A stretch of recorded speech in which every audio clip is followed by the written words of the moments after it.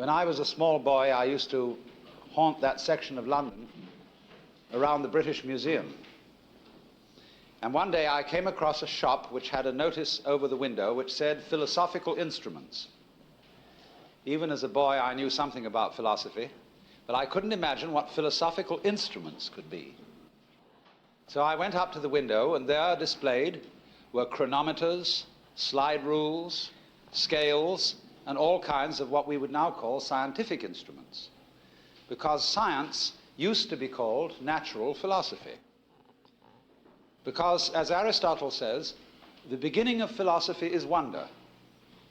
Philosophy is man's expression of curiosity about everything, his attempt to make sense of the world primarily through his intellect.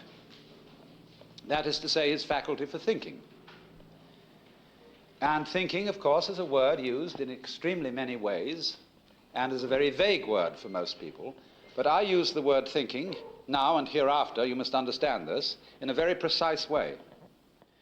By thinking, as distinct from feeling or emoting or sensing, I mean the manipulation of symbols, whether they be words, whether they be numbers, or whether they be other such signs as, say, triangles, squares, circles, astrological signs, or whatever. These are symbols. Sometimes a symbol is a little bit more concrete and less abstract than that, as when you get a mythological symbol, like a dragon. But all these things are symbols, and the manipulation of symbols to represent events going on in the real world is what I call thinking. So, philosophy in the Western sense means generally an exercise of the intellect, and the manipulation of symbols is very largely, until we come to poetry and music, an exercise of the intellect. But what philosophy has become today in the academic world is something extremely restricted. By and large, in the academic world of both the United States and England, Germany, France to some extent, philosophy is falling into two other disciplines, mathematical logic on the one hand and linguistics on the other. And the departments of philosophy throughout the academic world have bent over backwards to be as scientific as possible. As William Earle, who was professor of philosophy at Northwestern University, said in an essay called Notes on the Death of a Culture, that an academic philosopher today must above all things avoid being edifying. He must never stoop to lying awake at nights considering problems of the nature of the universe and the destiny of man, because these have largely been dismissed as metaphysical or meaningless questions. So, unworthy of a scientific philosopher who arrives at his office at 9 o'clock in the morning dressed in a business suit carrying a briefcase, and does philosophy until 5 in the afternoon, at which point he goes home to cocktails and dinner and dismisses the whole matter from his head. And William Earle adds, he would wear a white coat to work if he could get away with it. This is, of course, a little exaggerated, but this, by and large, is what departmental academic philosophy has become. And Oriental philosophy is simply not philosophy in that sense. These things, Hinduism, Buddhism, and so on, are sometimes also called religions. And I question the application of that word to them, because, again, I like to use the word religion rather strictly. I'm not going to be so bold as to venture a definition of religion, which is supposed to be true for all time. All I can do is to tell you how I use the word religion. And I want to use it in an exact sense from its Latin root, which really means a bond or rule of life. And therefore, the most correct use of the word religion is when we say of a man or woman that he or she has gone into religion, that is to say, has joined a religious or monastic order, and is living under a rule of life, living a life of obedience. For religion, if Christianity is a religion, if Judaism is a religion, if Islam is a religion, they are based on the idea of man's obedient response to a divine revelation. And thus, religion as we understand it in these three forms of religion consists really of three things. We will call them the three C's: the creed, the code, and the cult. The creed is the divinely revealed map of the universe, the nature of things, the revelation of the existence of God, of Allah, Yahweh, or as we say, God, and his existence and his will and his design of the universe, the creed. To this we add the second C, the code, the divinely revealed law or exemplar which man is supposed to follow.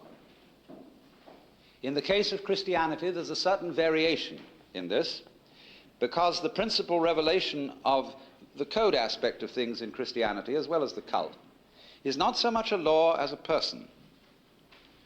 God is said in Christianity to be supremely revealed in the historic Jesus of Nazareth.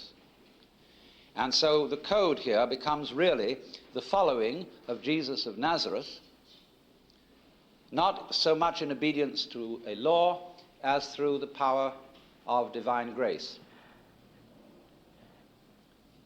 Then finally, the cult. This is the divinely revealed method or way of worship,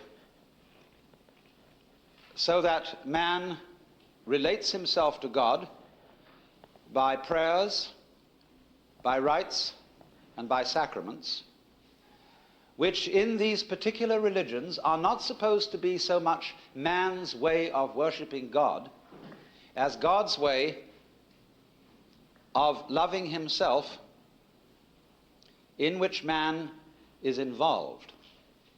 So in the Christian religion, say in the Mass, would say that we worship God with God's own worship, following the saying of Meister Eckhart, that great German mystic, "The love with which I love God is the same love wherewith God loves me." So too, when monks in a monastery recite the divine office, using the Psalms as the basis of it. The Psalms are supposed to be the songs of the Holy Spirit. And so in using the Psalms, the idea is that you worship God with God's own words, and thereby become a sort of flute through which the divine breath plays. Now, neither Hinduism, Buddhism, nor Taoism can possibly be called religions in this sense, because all three of them significantly lack the virtue of obedience. They do not conceive the Godhead as related to mankind or to the universe in a monarchical sense. For you see, there are various models of the universe which men have used from time to time, and the model which lies behind the Judeo-Christian tradition, if there really is such a thing, is a political model. It is a kind of using the metaphor of the relation of an ancient Near Eastern monarch to his subjects. And he imposes his authority and his will upon his subjects from above by power, whether it be physical power or spiritual power. And so it is thus that in the Anglican Church, when the priest at morning prayer addresses the throne of grace, he says, "Almighty and everlasting God, King of kings, Lord of lords, the only ruler of princes, who dost from thy throne behold all the dwellers upon earth, most heartily we beseech thee with thy favor to behold our sovereign majesty Elizabeth the Queen and all the royal family." Now, what are these words? This is the language of court flattery. And the title King of Kings, as a title of God, was borrowed from the Persian emperors. The Cyrus of Persia, the Kyrios, hence Kyrie eleison, Lord have mercy upon us, is a kind of image drawn from things earthly and applied to things heavenly. God as the monarch. And therefore, between the monarch and the subject, there is a certain essential difference of kind, what we might call an ontological difference, so that God is God, and all those creatures, whether angels or men or other kinds of existence which God has created, are not God. There is this vast metaphysical gulf lying between the two domains.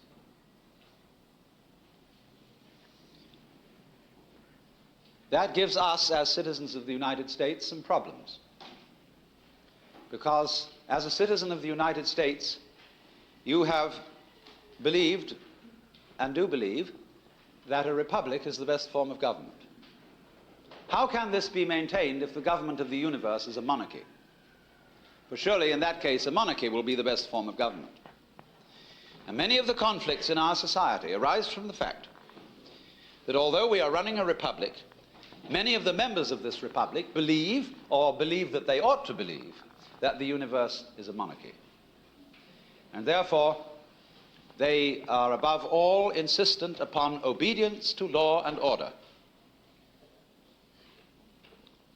If there should be democracy in the kingdom of God, that would seem to them the most subversive idea ever conceived. Now, I'm exaggerating this standpoint a little bit just for effect, because there are some subtle modifications which one can introduce theologically, but I won't go into them at the moment. Now, there are at least two other models of the universe which have been highly influential in human history.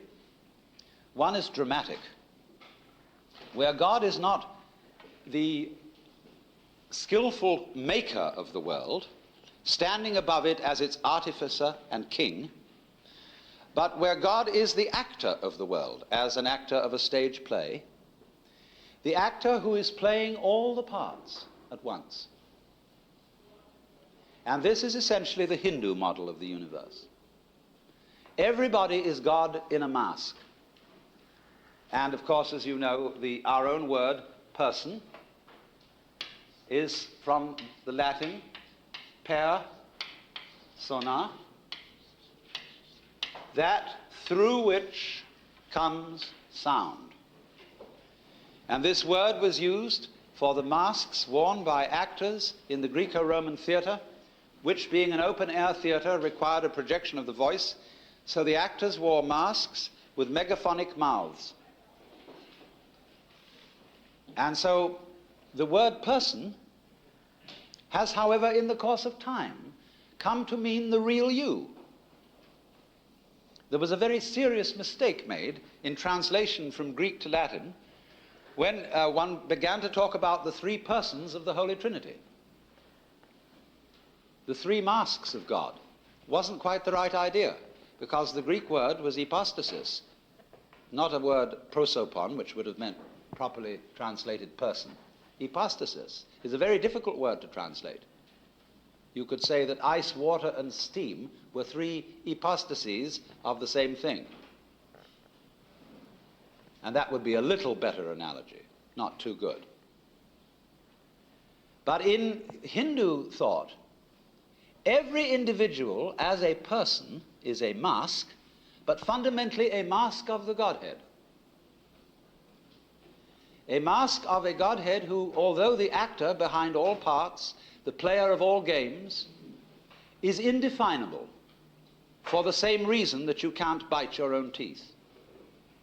For the same reason that you can't look straight into your own eyes. You can never get at it, because it's the middle of everything. The circle whose center is everywhere and whose circumference is nowhere. Then a third model of the universe, which is characteristically Chinese, is that the world is an organism. And a world which is an organism has no boss. even no actor. Because you see, in any organism, there isn't really a boss or top organ. We are accustomed, of course, in our culture, to think of our heads as ruling the rest of the body. But there could well be an argument about this. I'm going to put up a case that the stomach is chief. Because the stomach, the sort of alimentary tract with a digesting process in it, is surely anterior to brains. There may be some sort of rudimentary nervous system attached to a stomach organization, but it's the more primitive you get, the more you get a little creature that eats. See? It's a sort of tube. And in go things at one end and out the other. And that, because that wears the tube out, the tube finds means of reproducing itself to make more tubes, so that this process of in and out can be kept up. But in the course of evolution, at one end of the tube is developed a ganglion, which eventually develops eyes and ears and has a brain in it, the better to scrounge around for food. And so the stomach point of view is that the brain is the servant of the stomach to help it scrounge around for food. But the other argument is this. True, the brain is a later development than the alimentary tract. But the alimentary tract is to the brain as John the Baptist to Jesus Christ, the forerunner of the big event. And the reason for all this scrounging around and stomach and stuff is eventually to evolve a brain. And man shall eventually live primarily for the concerns of the brain, that is, for art and science and all forms of culture, and the stomach shall be servant. Now, cynical people like dialectical materialists say that's a lot of hogwash. It's really all history is a matter of economics, and that's a matter of the stomach. It's a big argument, and you can't decide it. Because you can't, at this stage, have a stomach without a brain or a brain without a stomach. They go together like a back and a front. So the principle of organism is rather like this. An organism is a system of a differentiated system, but it has no parts. That is to say, the heart is not a part of the body in the sense that a distributor is part of an automobile engine. Because although surgeons are trying to treat the body as a machine with replaceable parts, but the difficulty is that these are not parts in the sense that they are screwed in. In other words, when the fetus arises in the womb, there are not a lot of mechanics in there who are lugging in hearts and stomachs and things and fitting them together and screwing them to each other. An organism develops like a crystal in solution or a photographic plate in chemicals. It develops all over at once, and there isn't a boss in it, because all of them act together in a strange way. It's a kind of orderly anarchy. And this is the Chinese view of the world, fundamentally. This principle of organic growth they call Tao. That's pronounced Dao. If it had an apostrophe after it, it would be pronounced Tao. But Dao is more or less the right pronunciation for that word. This Chinese word is usually translated the course of nature, or the way. The way it does it, the process of things. And that, again, you see, is really very different from the Western idea of God the ruler. Of the Tao, Lao Tzu says, the great Tao flows everywhere, both to the left and to the right. It loves and nourishes all things, but does not lord it over them. And when merits are accomplished, it lays no claim to them. And so the Chinese expression for nature becomes a word which we will translate self-so, or zi, yan. What happens of itself? Like when you have hiccups. You don't plan to have hiccups, it just happens. When your heart beats, you don't plan it, it happens of itself. When you breathe, you can pretend that you are breathing, but most of the time you're not thinking about it, and your lungs breathe of themselves. So the whole idea of nature is something happening of itself without a governor, is the organic theory of the world. So you see, we have these two others that we're going to consider in this course on Oriental philosophy: the dramatic theory and the organic theory. And therefore I feel that ways of life which use these models are so unlike Christianity, Judaism, or Islam that we cannot really use the word religion of these things. Now, what is there in Western culture that resembles the concerns of Buddhism and Hinduism and Taoism? Because the trouble is, from the outside, they look alike. In other words, you go into a Hindu temple, or especially a Japanese Buddhist temple, and you'll be pretty convinced you're in church, in sort of a Catholic church at that, because there's incense, chants, bowings, gongs, candles, rosaries, and all the things that one associates with a theistic monarchical religion. And yet, that isn't what's going on. There isn't the factor of obedience. Even though the image of Buddha may be sitting on a throne, covered with a canopy, and royal honors being done, there's still something different. Well, I suppose that at a long shot, probably the nearest thing to these ways of life in the West is perhaps psychotherapy in some form.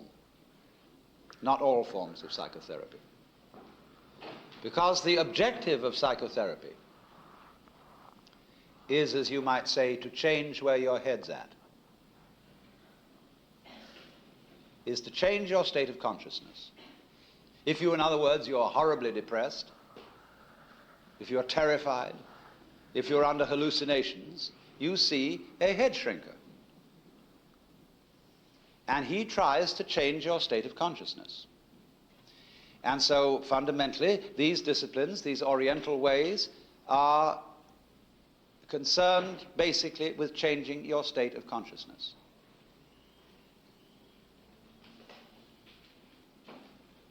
Only, here we part company. Psychotherapy is largely focused on the problems of the individual as such, the problems peculiar to this individual or that individual. These Asian ways of life are focused on certain problems peculiar to every individual, on the understanding that the average human being, and the more civilized he is, the more this is true, that the average human being is hallucinating. That he has a delusive sense of his own existence. And it is thus that the very word Buddha in Buddhism is from a root in Sanskrit, Bud, which means to awake, to awaken. To awaken from the illusion is then to undergo a radical change of consciousness with regard to one's own existence. It is to cease being under the impression that you are just poor little me. To find out who you really are, or what you really are, behind the mask. But we saw, didn't we? You can never get to see what the self is, basically. It's always and forever elusive. And so if I ask you, who are you really? And you say, well, I'm John Doe. Oh, you think so? John Doe, tell me, how do you happen to have blue eyes? Well, he says, I don't know. I didn't make my eyes. Oh, you didn't? Who else? Well, I have no idea how it's done. Do you have to have an idea how it's done to be able to do it? After all, you can open and close your hand perfectly easily. And you say, I know how to open my hand, I know how to close my hand, because I can do it. But how do you do it? I don't know, I'm not a physiologist. Well, the physiologist says he knows how he does it, but he can't do it any better than you can.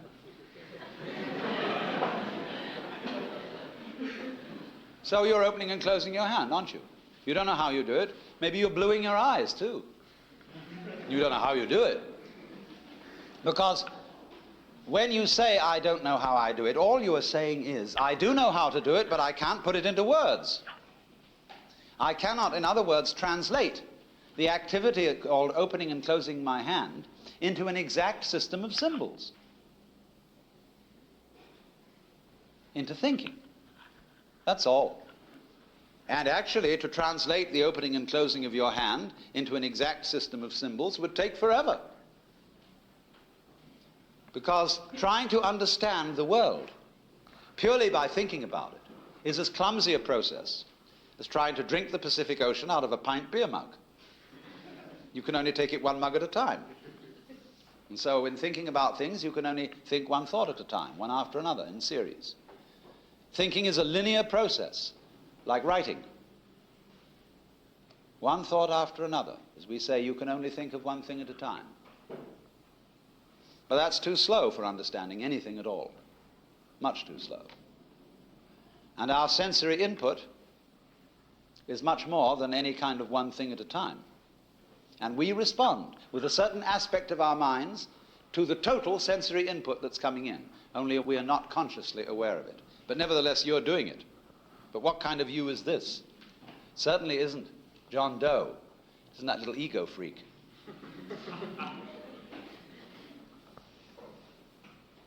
So there's something a lot more to you than you think there is.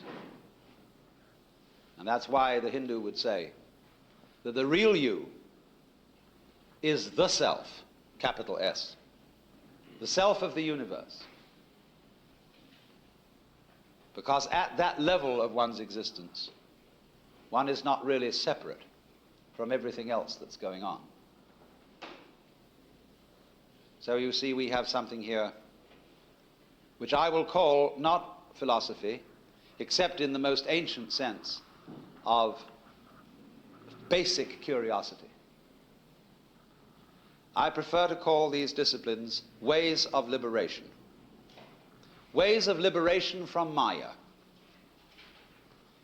And the following of them does not depend on believing in anything, in obeying anything, or on doing any specific rituals, although rituals are included for certain purposes. It is a purely experimental approach to life. It is something like a person who, say, has defective eyesight and is seeing spots and all sorts of illusions, going to an ophthalmologist to correct his vision. Buddhism is therefore basically a correction of psychic vision, to be disenthralled by the game of Maya. Not, incidentally, to regard the Maya as something evil, but as a good thing of which one can have too much, and therefore get spiritual and psychic indigestion.